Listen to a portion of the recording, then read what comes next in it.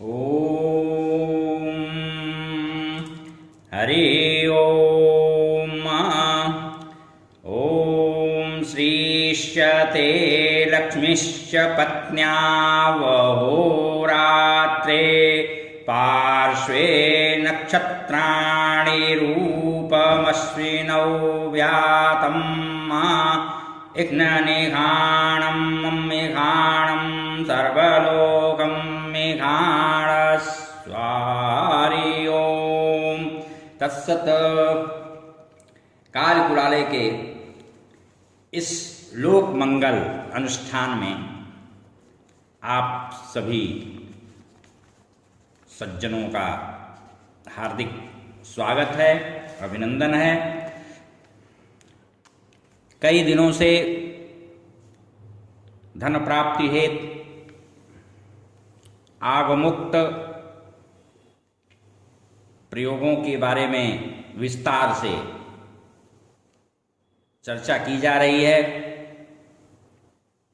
आज हम फिर धन प्राप्ति हेतु कतिपय प्रचुर प्रभावशाली तांत्रिक उपायों को लेकर के आपके सम्मुख प्रस्तुत हो रहे हैं।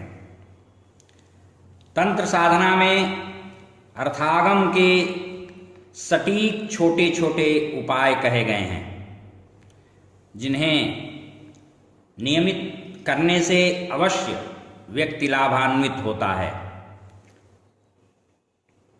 जैसे बिल्ली की खेड़ी या जेर भी उसको कहते हैं, काले घोड़े की स्वयं गिरी हुई नाल, काली हल्दी, गीदड़ सिंगी, हत्था जोड़ी, उसी को हाथ जोड़ी भी कहा जाता है, एकाक्षी नारियल, श्रीफल, पारद शिवलिंग और दक्षिणावर्त शंखादि।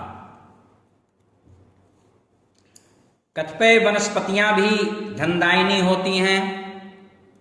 उनके औषधीय गुण और तत्व तो प्रभावकारी, लाभकारी, पर्यावरण प्रदूषण को दूर करने वाले, स्वास्थ्य हितकारी, लोकोपकारी होते ही हैं। जैसे सहदेई, निर्गुंडी को ही कहीं कहीं मेउड़ या संभालू भी कहते हैं। लक्ष्मणा, बहेड़ा, शंखपुष्पी, केला, तुलसी, कचनार, नागकेशर, अशोक, अपामार, काला धतूरा, श्वेत दूर्वा, श्वेतार, हरी दुर्वा, ये परम पवित्र वनस्पतियां औषधीय भी हैं और यज्ञोपयोगी भी हैं। साथ ही इनके अचूक तमाम रोगों में भी इनका उपयोग होता है औषधि के रूप में। इनके वृक्षों को घर में रोपित करके इनकी सेवा पूजा से धन धान्य की समृद्धि होती है। पीपल या वटवृक्ष, बेल, गूलर भी बहुत लाभदायक होते हैं। गूलर को ही औदुंबर भी कहते हैं। इसके नीचे बैठ करके भगवान दत्तात्रेय का पुरस्चरण किया जाए, जप तप किया जाए, तो उससे भी धनागम होता है।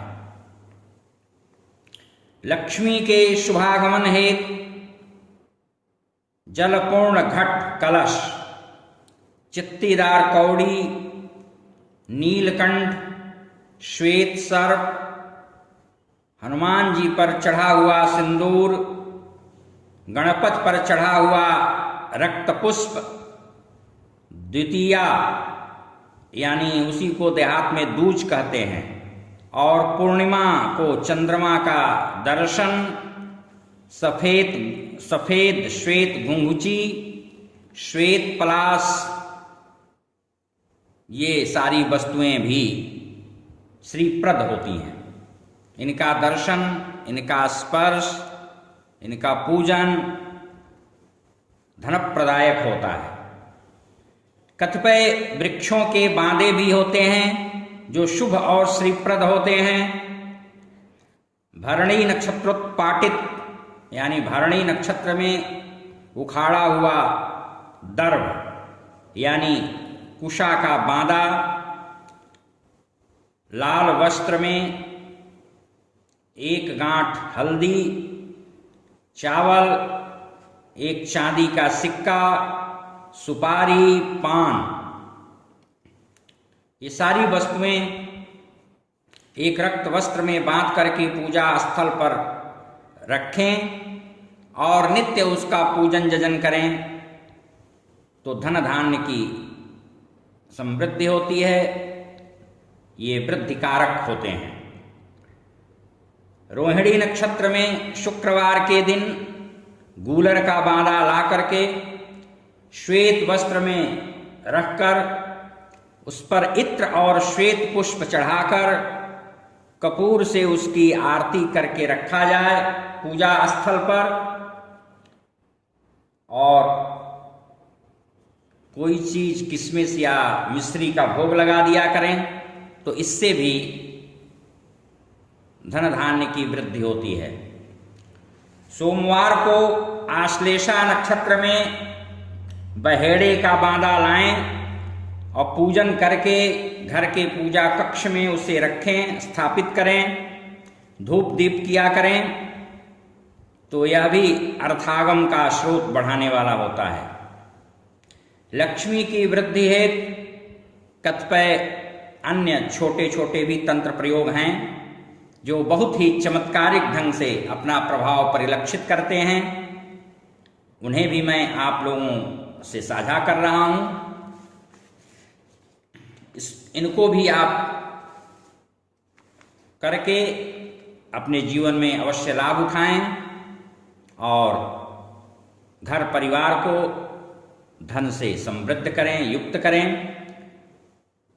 पहला, प्रत्येक शुक्रवार को किसी लक्ष्मी नारायण के मंदिर में, देवालय में आप सुगंधित पुष्प, 1 शीशी इत्र और कपूर, दही, इनमें से जो भी संभव हो दान दिया करें। गृह स्वामिनी यानी घर की मुख्य स्त्री, नहीं तो जो भी घर में स्त्री है वह शैया त्याग कर प्रातर्वेला में भूमि का हाथ से स्पर्श करके प्रणाम करे और झाड़ू को नमन करे। तत्पश्चात सबसे पहले हाथ में स्वयं झाड़ू लेकर घर को बुहारे, स्वच्छ करे। इससे भी लक्ष्मी प्रसन्न होती हैं। संभव हो सके तो प्रतिदिन महिलाएं पति के पैर के घुटने के नीचे तक की सेवा करें। प्रतिदिन संभव न हो तो सोमवार, बुधवार एवं शनिवार को सरसों का तेल अवश्य मालिश कर दिया करें, चाहे थोड़ी देर ही सही, लेकिन इसे करें। इससे भी लक्ष्मी की कृपा बरसती है।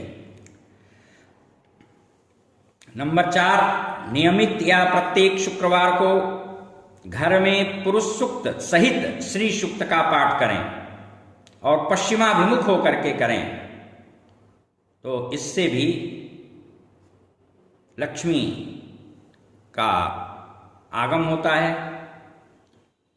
प्रातः उठकर गृह स्वामिनी मुख्य द्वार पर 1 गिलास या 1 लोटा जल पश्चिमाभिमुख होकर के दिया करें तो इससे भी लक्ष्मी का शुभागमन होता है। नंबर 6, प्रत्येक अमावस्या यानी महीने में 1 बार पूरे घर की सफाई अवश्य किया करें और छत के ऊपर लोहा लक्कड़ न रखें तथा छत पर पानी भी न लगे, इसका पूरी तरह से ध्यान रखें। नंबर 7, नित्य संभव न हो तो पूर्णिमा, रविवार और मंगलवार, शनिवार, इनमें से जो भी संभव हो सके निश्चित रूप से उस दिन आप अग्निहोत्र किया करें।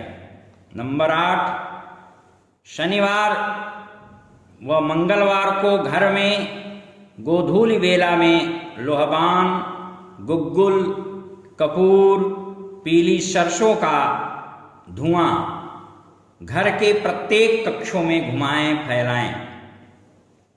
नंबर 9, गुरुवार को कदली वृक्ष, शनिवार को पीपल सभी की पूजा किया करें और गाय एवं कुत्ते को प्रतिदिन रोटी खिलाएं।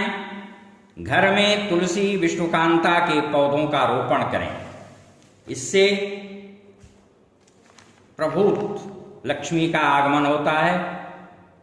घर या आंगन, जिसको ब्रह्मस्थान कहा जाता है, वह भी आंगन घर के मध्य में हो। हमेशा उसको स्वच्छ रखें, वहाँ कोई वस्तु न रखें। केवल गमले में तुलसी का बिरवा रख सकते हैं। यह भी श्रीवर्धक है। नंबर 10, शुक्ल पक्ष के प्रथम गुरुवार से कम 3 गुरुवार गरीबों को मीठा चावल दान करें। केला भी दान कर सकते हैं। नंबर 11, सायंकाल के समय दीप धूप घर में अवश्य किया करें। नंबर 12, गेहूं सदैव शनिवार को पिसाएं और उसमें थोड़ा सा ही सही काले चने मिला दिया करें। नंबर 13, बुधवार के दिन हिजड़े को रुपया, हरा वस्त्र, श्रृंगार का सामान दान दें। नंबर 14,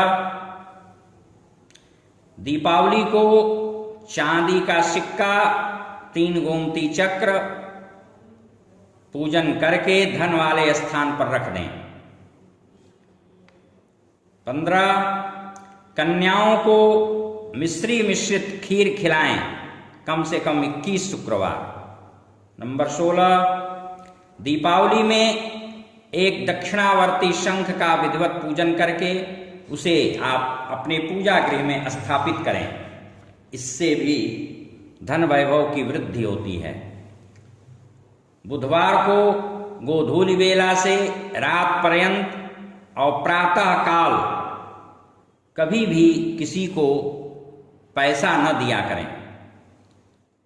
सुहागिन स्त्रियों को शुक्रवार को खिलाएं पिलाएं और नारियल में लाल रेशमी वस्त्र लपेट करके शुक्रवार को नदी के जल में इस तरह से प्रवाहित करें, उधर को रुख करके, कि वो बहता आगे को चला जाए, लौटकर आपके तरफ न आए। इन सभी चीज़ों को, सभी प्रयोगों को विधिवत संपन्न करने से अतुल अपार अर्थ की समृद्धि होती है। हरि ओम शांति।